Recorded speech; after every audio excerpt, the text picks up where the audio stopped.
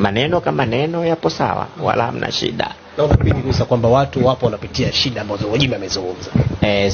Sipo Gwajima alichozungumza. Unasema ukweli ule ambao waliosema, lakini huenda amekosea mahala pa kufanyaje, pa kufikishia.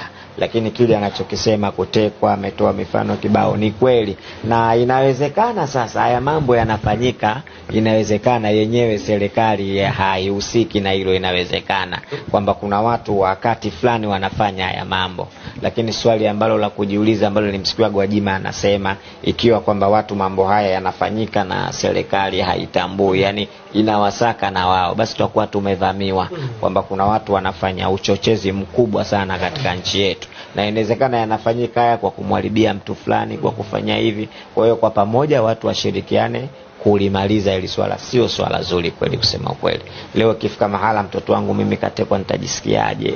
Mimi nimetweka, watoto wangu watajisikiaje? Lakini tusimame katika haki, tusimame katika sheria, tusimame katika katiba. Mimi na imani haya yote yatafanyaje, yatamalizika. Na kila mtu tusimame kwa Mungu, kwamba mimi nikimfanyia bato hiki Mungu ataniambiaje? Mimi nikimfanyia kitu fulani hiki Mungu ataniambiaje? Wakati unatazama madaraka yako duniani, usisijahau madaraka yako. Kuna maneno unajua anasema kwamba ingekuwa cheo madama lighairi kama waswala ilaika, lau kama cheo kingekuwa kinadumu kisingekufikia wewe.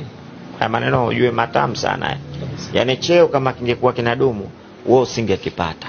Maana iko ulichokalia iko nyuma walishafanyaje? Washapita wenzio walikalia, na wewe utakiacha. Lakini yote na yote tukumbuke kwamba kuna siku tutarudishwa kwa Mwenyezi Mungu. Walikuwepo marais hapa, Nyerere amerudi kwa Mwenyezi Mungu, Mwinyi amerudi kwa Mwenyezi Mungu, Mkapa amerudi kwa Mwenyezi Mungu, Magufuli amerudi kwa Mwenyezi Mungu. Wanakwenda kuulizwa namna walivyoongoza nchi zao, walizoongoza vipi. Kwa hiyo kila kiongozi ajue ana jukumu la kulinda wananchi wake, na Mungu atamuuliza wananchi ikiwa wamedhurika, wamefanyaje hivi. Mwenyezi Mungu atamuuliza, na asiamini kwamba atakaa milele katika dunia.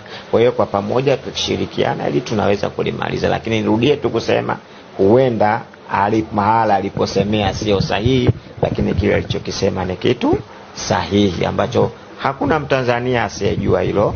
Anaona vyombo vya habari vinatoa, huyu kafanya hivi, huyu kafanya hivi, huyu kafanya hivi. Vinaonekana kabisa hivyo vyombo vya habari vinatoa, na kila mtu anasoma. Basi tuangalie namna gani linaweza kudhibitiwa hili jambo, ili nchi yetu isiingie nini? Isiingie doa, dosari. Na tunakwenda katika uchaguzi, tutende haki, anayeshinda apewe.